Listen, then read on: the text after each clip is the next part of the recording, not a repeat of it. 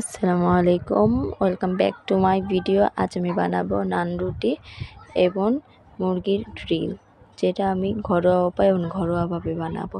ভিডিওটা সুন্দর করে দেখতে থাকুন এবং আমি আমার কিছু পারিবারিক পরিবেশ থেকে যেটা শিখি কিছু কথা শেয়ার করব।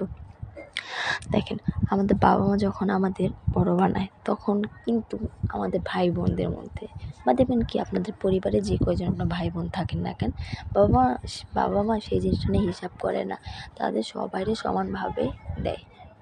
টাকা হোক বা খাবার হোক, তাদের সন্তানের জন্য কখনো হিসাব নিকাশ করে না। কিন্তু সেই বাবা মাটা যখন সে বৃদ্ধ হয়, সেই অবস্থায় সেই বাবা মা যখন বৃদ্ধ হয়, সেই সন্তানরাই তাদের বাবা মার জন্য খরচ দেওয়ার জন্য সেই হিসাব নিকাশ তার বাবা মা চাইলে দেয়, তার হিসাবের বাহিরে দেয় না।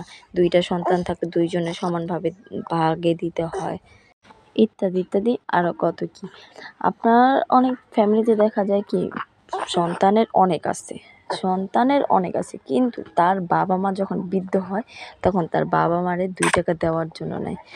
প্রত্যেকটা মাসে 2000 করে যদি টাকা তার সন্তানরা তার বাবা মার জন্য দেয়, তার বাবা মার 2-3 সন্তান থাকলে যথেষ্ট কিন্তু খরচের জন্য।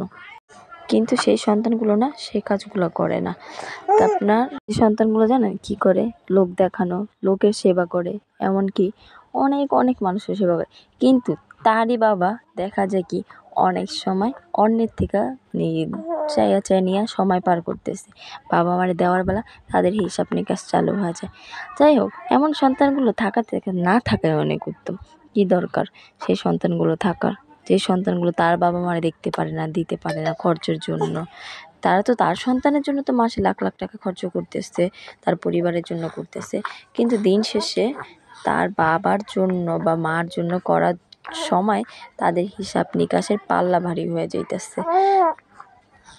জানেন, আমার ইচ্ছে কি, আমি যদি কখনো আল্লাহ তাআলা যদি আমার কখনো সামর্থ্য দেয়, আমি একটা কর্মসংস্থা চালু করতে চাই, যেখানে কিনা আপনার বৃদ্ধ মানুষের চাকরি দিতে চাই। তারা জানি ওইখানে কাজ পারুক বা না পারুক, তারা ওইখানে প্রত্যেক মাসে জয়েন হয়ে থাকবে।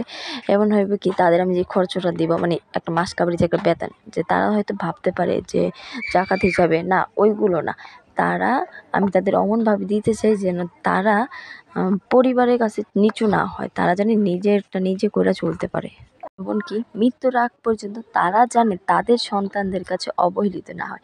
এটা আমার ইচ্ছা। জানি না আল্লাহ তাআলা কখনো আমায় সামর্থ্যটা দিবে কি না, কিন্তু যদি দেয় আমি অবশ্যই এই কাজটা করব।